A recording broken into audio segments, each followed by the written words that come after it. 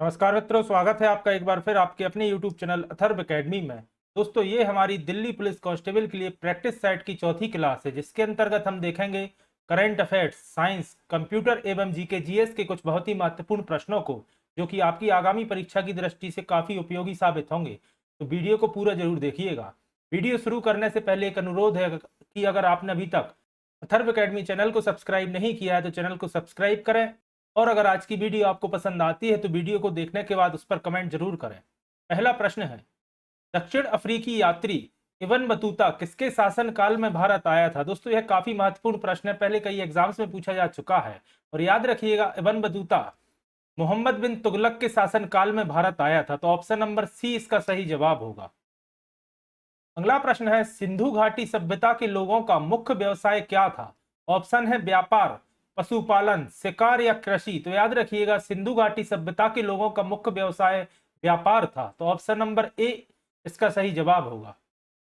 अगला प्रश्न है, हड़प्पा सभ्यता की खोज किस वर्ष हुई थी? तो याद रखिएगा, वर्ष 1921 में हड़प्पा सभ्यता की खोज की गई थी। और अगर आपसे पूछा जाता है कि हड़प्पा सभ्यता की खोज का श्रेय किसे जाता है, तो याद रखिएगा दयाराम साहनी। दयाराम साहनी को ही हड़प्पा सभ्यता की खोज का श्रेय दिया जाता है। अगला प्रश्न है, बिंदुसार ने विद्रोहियों को कुचलने के लिए अशोक को कहां भेजा था? तो याद रखिएगा, मौर्य सम्राट बिंदुसार जो कि अशोक के पिता थे, उन्होंने अशोक को तक्षशिला भेजा था विद्रोहियों को कुचलने के लिए। अगला प्रश्न है, तक्षशिला विश्वविद्यालय कहां स्थित था? ऑप्शन है पाकिस्तान, भारत, बांग्लादेश और बर्मा। तो याद रखिएगा, इसका सही जवाब होगा पाकिस्तान, ना कि भारत। उस समय भारत पाकिस्तान का विभाजन नहीं हुआ था। और तक्षशिला विश्वविद्यालय पाकिस्तान के रावलपिंडी के पास स्थित है, याद रखिएगा। अगला प्रश्न है, आगरा नगर की स्थापना किसके द्वारा की गई थी? दोस्तों, काफी महत्वपूर्ण प्रश्न है यह भी। याद रखिएगा, आगरा नगर की स्थापना सिकंदर लोधी द्वारा की गई थी। तो ऑप्शन नंबर डी इसका सही जवाब होगा, सिकंदर लोधी। अगला प्रश्न है, दीन इलाही नामक नया धर्म किसके द्वारा शुरू किया गया था? ऑप्शन है हुमायूं, जहांगीर, अकबर या शाहजहां। तो याद रखिएगा, दीन इलाही धर्म अकबर द्वारा शुरू किया गया था। अकबर जो कि तीसरा मुगल बादशाह था, और इसने दीन इलाही धर्म की शुरुआत की थी। और अगर पूछा जाता है कि अकबर ने शासन कब से कब तक किया, तो याद रखिएगा 1556 में, 1556 में अकबर ने पानीपत की दूसरी लड़ाई में हेमू को हराया था। हेमू यानी जिनका नाम था विक्रमादित्य। अकबर और हेमू के मध्य पानीपत की दूसरी लड़ाई 1556 में हुई थी, जिसमें अकबर जीता और दिल्ली का राजा बना। और 1605 तक अकबर ने दिल्ली पर शासन किया था।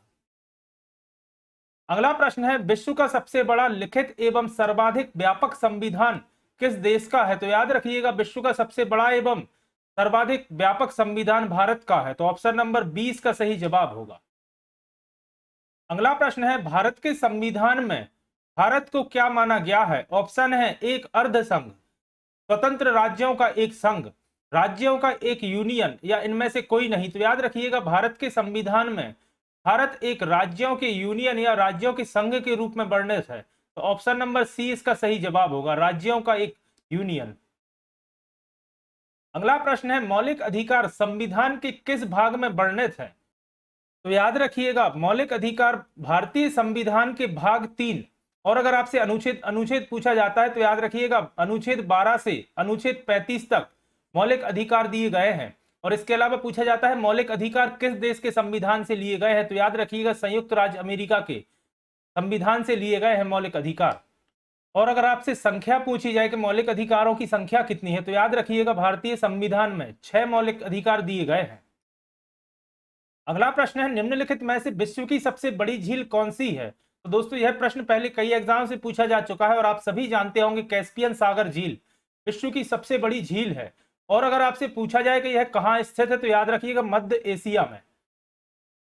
और अगर देश पूछा जाए, तो याद रखिएगा रूस एवं कजाकिस्तान के बीच में स्थित है। अगला प्रश्न है, लाल नदी या रेड रिवर किस देश में बहती है? तो दोस्तों, याद रखिएगा, लाल नदी वियतनाम में बहती है। तो ऑप्शन नंबर डी इसका सही जवाब होगा, वियतनाम। अगला प्रश्न है, बांग्लादेश में किस नदी को पद्मा के नाम से पुकारा जाता है? तो याद रखिएगा, पद्मा के नाम से बांग्लादेश में गंगा नदी को पुकारा जाता है।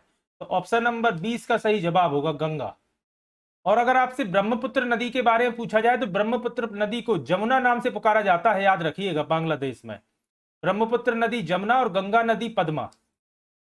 अगला प्रश्न है, पीसा की मीनार किस देश में अवस्थित है? तो दोस्तों पीसा की मीनार इटली में स्थित है और यह दुनिया के 7 अजूबों में से एक है।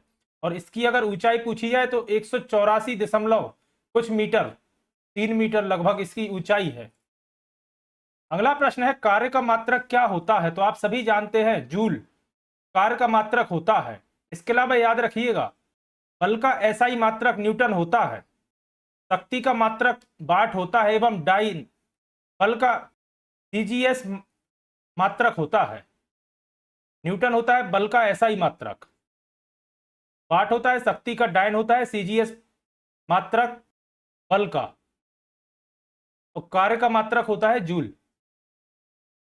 अगला प्रश्न है, न्यूटन के पहले नियम को और किस नाम से जाना जाता है? तो दोस्तों इसे ही जड़त्व का नियम कहा जाता है। तो ऑप्शन नंबर बी इसका सही जवाब होगा, जड़त्व का नियम। अगला प्रश्न है, रॉकेट किस सिद्धांत पर कार्य करता है? तो दोस्तों रॉकेट गति के नियम पर कार्य करता है और गति का नियम न्यूटन का तीसरा नियम कहलाता है, याद रखिएगा। और इसे ही क्रिया एवं प्रतिक्रिया का नियम भी कहते हैं। न्यूटन का पहला नियम तो जड़त्व का नियम है, अभी अपन ने डिस्कस किया। और न्यूटन के द्वितीय या दूसरे नियम को संवेग का नियम कहते हैं, या जिसे ही द्रव्यमान और त्वरण का नियम भी कहा जाता है। और आर्किमिडीज का सिद्धांत था उत्प्लावकता का सिद्धांत, जिस पर पानी के जहाज चलते हैं, याद रखिएगा। और आर्किमिडीज से एक प्रश्न और पूछा जाता है कि ऐसा कौन वैज्ञानिक था जिसने अपने स्नानागार में या बाथरूम में कोई महान खोज की थी? तो आर्किमिडीज ने, याद रखिएगा, उत्प्लावकता का सिद्धांत स्नानागार में ही उसकी खोज की थी। अगला प्रश्न है, प्रेशर कुकर में खाना कम समय में पकता है क्योंकि? अधिक दाब के कारण उबलते पानी का ताप कम हो जाता है, चारों ओर बंद होने के कारण वायु का प्रभाव नहीं पड़ता, अधिक दाब के कारण उबलते पानी का ताप बढ़ जाता है, यही इसका सही जवाब है। प्रयुक्त पानी का वाष्पन बहुत कम होता है। इसका मुख्य कारण यही है कि अधिक दाब के कारण उबलते हुए पानी का ताप या तापमान बढ़ जाता है, इस कारण से प्रेशर कुकर में खाना जल्दी पकता है। अगला प्रश्न है, निम्नलिखित में से कौन एक आवेश रहित कण है? तो आप सभी जानते हैं न्यूट्रॉन आवेश रहित कण होता है। इलेक्ट्रॉन में नेगेटिव चार्ज होता है, प्रोटॉन में पॉजिटिव, याद रखिएगा। अगला प्रश्न है, किस भारतीय वास्तुकार को रॉयल गोल्ड मेडल 2022 से सम्मानित किया गया है? तो याद रखिएगा, इनका नाम है BV दोषी, जो कि एक भारतीय वास्तुकार है और इन्हें रॉयल गोल्ड मेडल 2022 से सम्मानित किया गया है। अगला प्रश्न है, भारत का कौन सा बाघ अभ्यारण्य 52वें बाघ अभ्यारण्य के रूप में अधिसूचित किया गया है? ऑप्शन है सरिका बाघ अभ्यारण्य, रामगढ़ विषधारी बाघ अभ्यारण्य, रणथंभौर बाघ अभ्यारण्य, या इनमें से कोई नहीं। तो याद रखिएगा, देश का 52वां बाघ अभ्यारण्य रामगढ़ विषधारी बाघ अभ्यारण्य को घोषित किया गया है। तो ऑप्शन नंबर बी इसका सही जवाब है। और याद रखिएगा, यह राजस्थान में स्थित है। इसके अलावा सरिस्का बाघ अभ्यारण्य भी राजस्थान में स्थित है और रणथंभौर तो आप सभी जानते हैं राजस्थान में स्थित है। अगला प्रश्न है, इटालियन ओपन 2022 में पुरुष वर्ग में विजेता कौन रहा? तो दोस्तों नोचक जोकोविच इसका सही जवाब होगा, जिन्होंने इटालियन ओपन 2022 का खिताब जीता है। अगला प्रश्न है, ओवर कप 2022 में चीन को फाइनल में हराकर किसने जीत हासिल की? तो याद रखिएगा, ओवर कप 2022 में दक्षिण कोरिया की टीम ने चीन की टीम को हराकर फाइनल जीता था। अगला प्रश्न है, रिपोर्ट अनुसार वाहन बाजार के मामले में भारत का क्या स्थान है? तो याद रखिएगा, वाहन बाजार के मामले में भारत चौथे स्थान पर है। तो ऑप्शन नंबर डी इसका सही जवाब होगा, चौथा। अगला प्रश्न है, जिनेवा आयोजित 75वीं विश्व स्वास्थ्य सभा को किसने संबोधित किया? तो याद रखिएगा, इसका सही जवाब होगा मनसुख मांडविया, जो कि केंद्र सरकार में स्वास्थ्य एवं परिवार कल्याण मंत्री हैं, मनसुख मांडविया। अगला प्रश्न है, टाइम्स पत्रिका ने विश्व के 100 प्रभावशाली लोगों की सूची में किन भारतीयों को शामिल किया है? ऑप्शन है गौतम अदानी, करुणानंदी, खुर्रम परवेज। याद रखिएगा, इन तीनों को टाइम्स पत्रिका की 100 प्रभावशाली लोगों की सूची में शामिल किया गया है। तो उपयुक्त सभी इसका सही जवाब होगा। गौतम अदानी भी, करुणानंदी भी और खुर्रम परवेज भी। अगला प्रश्न है, द्विपक्षीय नौसेना अभ्यास जिसका नाम था बोगा सागर किन देशों का संयुक्त अभ्यास है? तो दोस्तों याद रखिएगा, बोगा सागर नौसेना का संयुक्त अभ्यास है भारत एवं बांग्लादेश का। तो ऑप्शन नंबर डी इसका सही जवाब होगा। अगला प्रश्न है, कांस फिल्म महोत्सव 2022 में 22 की जूरी में एकमात्र कौन सी भारतीय अभिनेत्री शामिल थी? तो याद रखिएगा, कांस फिल्म महोत्सव 2022 की जूरी में भारतीय अभिनेत्री दीपिका पादुकोण शामिल थी। तो ऑप्शन नंबर डी इसका सही जवाब होगा। अगला प्रश्न है, अदानी ग्रीन भारत की पहली पवन और हाइब्रिड बिजली सुविधा कहां शुरू की है? तो दोस्तों अदानी ग्रीन ने भारत की पहली पवन और हाइब्रिड बिजली सुविधा जैसलमेर राजस्थान में शुरू की है। और यह प्रश्न दोस्तों मध्य प्रदेश पटवारी एवं मध्य प्रदेश पुलिस दोनों एग्जाम में पूछा जा चुका है, याद रखिएगा। अगला प्रश्न है, चित्रदुर्ग कर्नाटक से किस संगठन ने हाल ही में ऑटोनॉमस फ्लाइंग विंग टेक्नोलॉजी वाली पहली उड़ान का संचालन किया है? तो दोस्तों यह डीआरडीओ द्वारा किया गया है। और डीआरडीओ का पूर्ण रूप भी याद रखिएगा, डिफेंस रिसर्च डेवलपमेंट ऑर्गेनाइजेशन। अगला प्रश्न है, महिलाओं की 3000 मीटर दौड़ स्पर्धा को 9 मिनट के समय में पूरा करने वाली पहली एथलीट कौन बनी है? तो दोस्तों याद रखिएगा, इनका नाम है पारुल चौधरी, जिन्होंने महिलाओं में 3000 मीटर दौड़ स्पर्धा में 9 मिनट में है रेस पूरी करी है। अगला प्रश्न है, शतरंज के इतिहास में सबसे कम उम्र के ग्रैंड मास्टर कौन बने हैं? तो दोस्तों याद रखिएगा, अभिमन्यु मिश्रा सबसे कम उम्र के ग्रैंड मास्टर बने हैं। अगला प्रश्न है, कला के क्षेत्र में उनके योगदान के लिए यूनाइटेड किंगडम ने एनआरआई वर्ल्ड समिट में शिरोमणि पुरस्कार किसे मिला है? तो दोस्तों यह पुरस्कार मिला है मिसली पूनावाला को। तो ऑप्शन नंबर डी इसका सही जवाब होगा। अगला प्रश्न है, महाराष्ट्र के नए मुख्यमंत्री कौन बने हैं? तो आप सभी जानते हैं, एकनाथ शिंदे महाराष्ट्र के नए मुख्यमंत्री बने हैं। अगला प्रश्न है, किस राज्य सरकार ने काशी यात्रा की शुरुआत की है? तो दोस्तों कर्नाटक सरकार ने काशी यात्रा की शुरुआत की है। तो ऑप्शन नंबर सी इसका सही जवाब होगा। अगला प्रश्न है, नाटो ने किस देश को ग्रुप में शामिल होने के लिए सहमति दी है? फिनलैंड, स्वीडन या उपयुक्त दोनों? तो याद रखिएगा, नाटो ने फिनलैंड एवं स्वीडन दोनों देशों को नाटो के ग्रुप में शामिल होने की सहमति दी है। और याद रखिएगा, नाटो का पूर्ण रूप होता है North Atlantic Treaty Organization, Hindi में उत्तर अटलांटिका संधि संघ। अगला प्रश्न है, किसने टेस्ट क्रिकेट मैच में एक ओवर में सर्वाधिक रन बनाने का विश्व रिकॉर्ड बनाया है? तो याद रखिएगा, जसप्रीत बुमराह ने एक ओवर में सर्वाधिक रन बनाने का विश्व रिकॉर्ड बनाया है टेस्ट क्रिकेट मैच में। अगला प्रश्न है, यायर लैपिड किस देश के 14वें प्रधानमंत्री बने हैं? याद रखिएगा दोस्तों, पूर्व प्रधानमंत्री से भी क्वेश्चन आ सकता है। और याद रखिएगा, 14वें प्रधानमंत्री इजराइल के बने हैं यायर लैपिड। और वर्तमान में याद रखिएगा 15वें प्रधानमंत्री हैं इजराइल के बेंजामिन नेतन्याहू। और 13वें भी वही थे, बेंजामिन नेतन्याहू। अगला प्रश्न है, मिस इंडिया 2023 का खिताब किसने जीता है? तो दोस्तों मिस इंडिया 2023 का खिताब जीता है नंदिनी गुप्ता ने। और 2022 में सिनी शेट्टी थी, याद रखिएगा। और 2023 में करोलिना बिलावस्का मिस वर्ल्ड है, याद रखिएगा। इसके अलावा याद रखिएगा 2023 नहीं 2022 है, 2023 का कंपटीशन हुआ नहीं है और इसकी मेजबानी भारत कर रहा है। 2023 का मिस वर्ल्ड और 2023 की मिस इंडिया है नंदिनी गुप्ता। और 2023 में याद रखिएगा सिनी शेट्टी भारत की तरफ से प्रतिनिधित्व करेंगी मिस वर्ल्ड 2023 में। और सिनी शेट्टी 2022 की मिस इंडिया थी, याद रखिएगा। अगला प्रश्न है, भारत ने अपनी आजादी के 75वीं वर्षगांठ पर किस देश को 75 एम्बुलेंस और 17 स्कूल बस भेंट की हैं? तो याद रखिएगा, भारत ने नेपाल के लिए अपनी 75वीं वर्षगांठ पर 75 एम्बुलेंस एवं 17 स्कूल बसें गिफ्ट की हैं। अगला प्रश्न है, महाराष्ट्र विधानसभा में सबसे कम उम्र के अध्यक्ष कौन बने? तो याद रखिएगा राहुल नार्वेकर महाराष्ट्र विधानसभा में सबसे कम उम्र के अध्यक्ष बने हैं। अगला प्रश्न है, प्रधानमंत्री मोदी ने कहां पर 30 फीट ऊंची अल्लूरी सीताराम राजू की मूर्ति का उद्घाटन किया है? तो याद रखिएगा यह उद्घाटन भीमावरम आंध्र प्रदेश में किया गया है प्रधानमंत्री नरेंद्र मोदी द्वारा।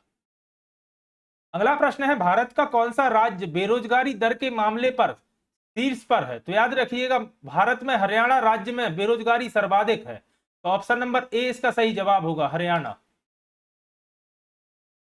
अगला प्रश्न है, किस पुलिस बल ने ऑपरेशन नार्कोज चलाकर अवैध नशीले पदार्थ जब्त किए हैं? तो याद रखिएगा आरपीएफ यानी कि रेलवे प्रोटेक्शन फोर्स ने नार्कोज नाम का ऑपरेशन चलाकर अवैध नशीले पदार्थ जब्त किए हैं।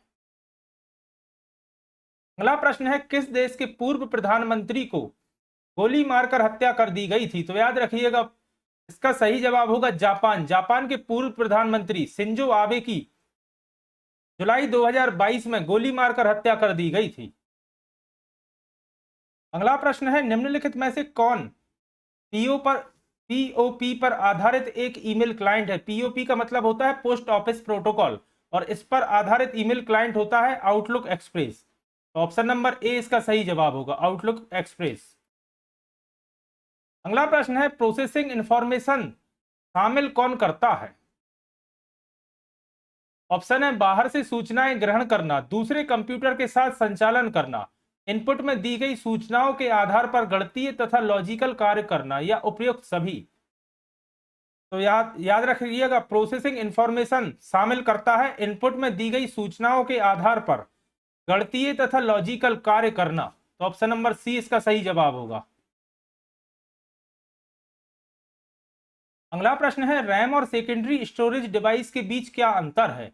ऑप्शन है, संग्रहित टाइम डाटा की लंबाई, ये तो एक मुख्य अंतर होता ही है। इसके अलावा रैम स्थायी है और सेकेंडरी स्टोरेज अस्थायी, ऐसा उल्टा दिया गया है। रैम एक्चुअल में अस्थायी होता है और सेकेंडरी स्थायी होता है।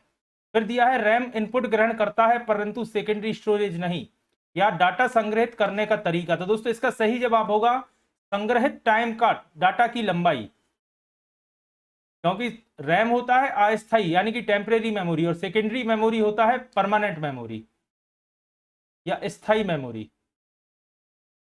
अगला प्रश्न है, रैम को और किस नाम से जाना जाता है? Secondary storage, central processing unit, brain of computer, या प्राइमरी स्टोरेज। तो याद रखिएगा रैम को प्राइमरी स्टोरेज के नाम से भी जाना जाता है। तो ऑप्शन नंबर डी इसका सही जवाब होगा, प्राइमरी स्टोरेज। और याद रखिएगा हार्ड डिस्क के लिए सेकेंडरी स्टोरेज के नाम से जाना जाता है। अगला प्रश्न है, सर्किट बोर्ड जो रैम चिप रखता है उसे किस नाम से जाना जाता है? तो दोस्तों उसे सिम नाम से जाना जाता है। ऑप्शन नंबर सी इसका सही जवाब होगा, सिम। सिम का पूर्ण रूप होता है single in line memory module. Single in line memory module SIM का पूर्ण रूप होता है और यह रैम चिप को रखता है। तो दोस्तों ये थी हमारी आज प्रैक्टिस सेट की चौथी क्लास। आशा करता हूं आज की क्लास आपके लिए पसंद आई होगी। अगर आज की क्लास आपको पसंद आई है तो वीडियो को लाइक करें, कमेंट करें, और अगर आपने अभी तक अथर्व एकेडमी चैनल को सब्सक्राइब नहीं किया है तो चैनल को सब्सक्राइब करें और ज्यादा से ज्यादा लोगों तक शेयर करें। जल्दी ही फिर मिलता हूं अपनी अगली क्लास के साथ। धन्यवाद दोस्तों।